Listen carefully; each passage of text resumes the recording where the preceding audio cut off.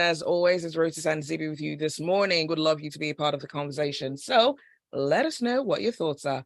WhatsApp number is 0809 4440981. You can also tweet at Smooth981. And we're streaming live on YouTube. Just catch the live stream. Just search for Smooth 981 FM Lagos. And you can catch the live stream. Good morning, Rotus. Happy back to work day. Hey, good morning. I see you and I are wearing Barbie pink this morning. Did you see the I didn't see the movie, unfortunately. Even Oppenheimer, I didn't see that either. But hopefully I'll catch them this week. Hopefully. I haven't seen the movie yet, but I'm really looking forward to the Oppenheimer movie. This seemed to have some good reviews so far. Don't know how anyone has seen it yet, though. But yeah. Yeah, it's 3 hours. Both of them had very good reviews, and they had some very big box office numbers this weekend. So we'll probably I'll see if I have time to check it out if possible. We'll see. Awesome. All right, so we're talking about the considerations ahead of the MPC meeting. So what's the MPC thinking of as it's meeting today and tomorrow, Rotus? Yeah, the Monetary Policy Committee. I think, Zibby, this is going to be one of the most watched MPC meetings in Nigeria's history. They will be making their decision at about 5 p.m. tomorrow. There'll be a press conference tomorrow afternoon in Abuja. There is, of course, what's his name? Is it Mr. Shonubi or Shobino? So he's the acting CBN governor. Emefiele, of course, has been suspended. I believe he's being arraigned in court today over weapons charges or something that was found in his home. So that's what's taking place today. There, of course, that's what's taking place this week. But the MPC meeting is the big one today and tomorrow. So what are they considering? They're going to be considering global economic conditions. Of course, the war in Ukraine, Russia coming out last week saying that any ship that it sees in the Black Sea heading towards Ukraine's port will be treated as a ship carrying military threat. They'll consider a military threat. Wheat prices have jumped. There's of course issues with oil and so on and so forth. So they'll be looking at global economic conditions, but then they'll be looking at the domestic things, the domestic conditions as well. Inflation, which is still climbing, what to do about it, whether they will be able to, if they've been having an effect on it, they will be considering money supply. They will be considering economic growth, credit to the private sector. I think this is going to be one of the most watched MPC meetings, just simply because the governor has been suspended, and then people will be waiting to see what they decide. Wow. All right. Thanks for that, Rotus. What will the MPC actually do about inflation? Zibby, doesn't look like it. I don't know. I mean, maybe they will hike the benchmark rates again. It was 18.5%. They've been increasing this rate since last year when it was 11.5%. So the conventional wisdom is to keep hiking rates. That's what everybody else has been doing, but it's not working. So there are actually a couple people I talked to, a couple economists that said, don't raise the rates, leave it where it is. So we'll see, but maybe they'll keep increasing it, but it's just not working. It's not working. Wow. So at this point, who or what, in fact, would bring inflation down? I think there are some very structural issues that are affecting this country's economy. So, with the inflation continues to rise because of a number of things that have plagued this country for a while, from the security issues to infrastructure. So it's going to have to come from the fiscal side to bring it down. And this government is just coming in. We don't have a cabinet yet. I think we're approaching 60 days now. You have to address the legacy infrastructure issues in order to bring down inflation. And so we'll see whether the country can do that. All right.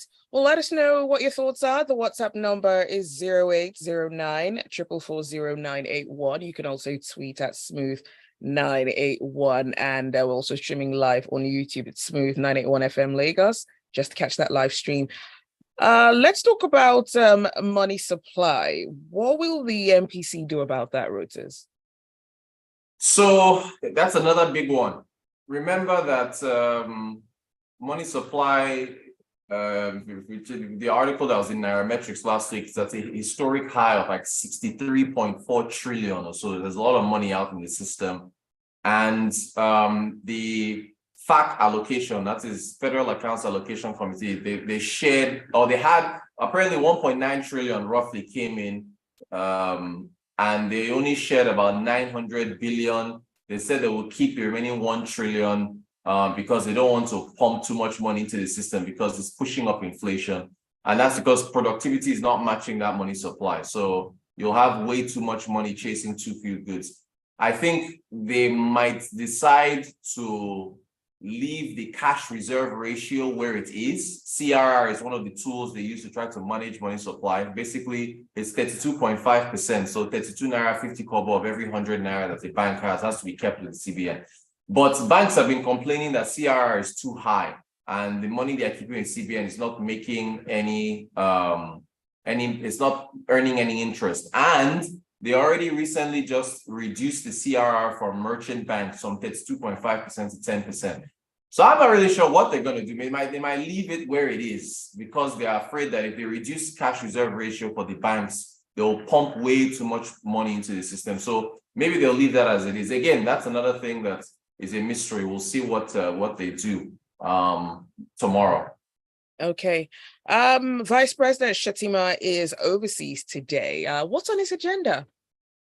So he is he's going to Rome. I think he's already landed in Rome. He's representing the president. There's a summit on food put together by the United Nations, the Food and Agricultural Organization, the FAO, and some other bodies. But Shettima will be representing the president. He's also going to chair a committee, he's chairing a high-level dialogue on financing food transition, or basically food security, which is very pertinent because that's what the MPC is going to be looking at as well. Food inflation that continues to climb in Nigeria and what to do about it. So it's very interesting that he will be part of that.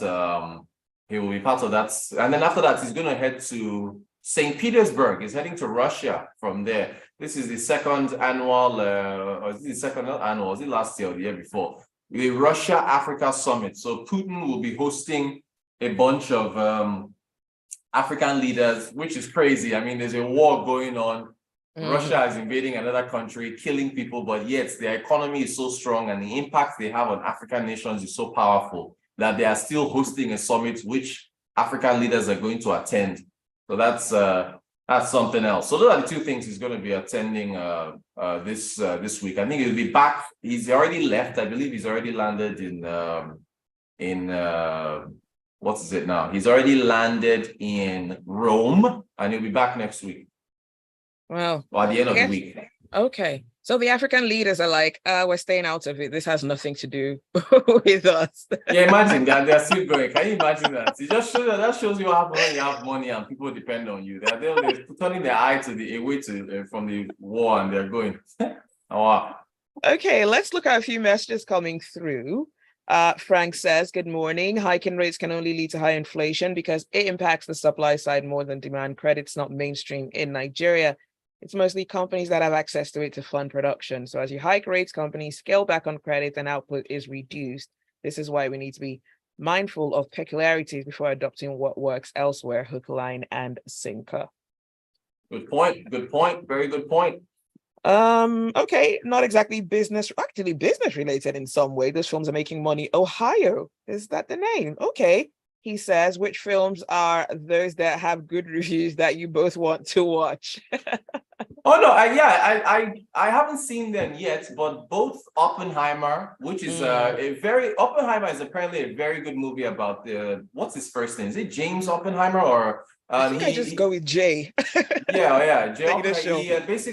He created the atomic bomb, and it's a technology movie. It's also a science movie. It's a historical film, so everybody should go check that out. And the reason why there was counter programming. Barbie is of course about the famous doll. Yeah. And so yeah, I would say go see both. Go see Oppenheimer and go see Barbie. It was the box office, the US box office was at a 4-year high.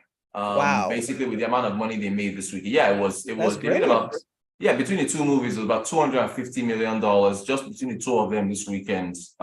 They both made over 300 million overseas. So it's or rather globally. So it was a huge weekend. So I would say go see those films. All right. So there was a viral video from last week, but somehow the reactions didn't start up until the weekend. What happened in this video? We're out of time. Anyway, we will get into let me quickly explain what happened, and we'll continue tomorrow. But basically it's about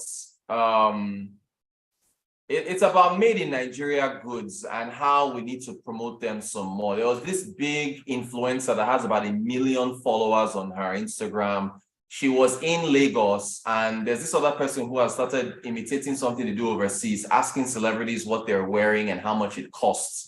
So she was quick to tell the person she was talking to about how she's wearing the foreign fashion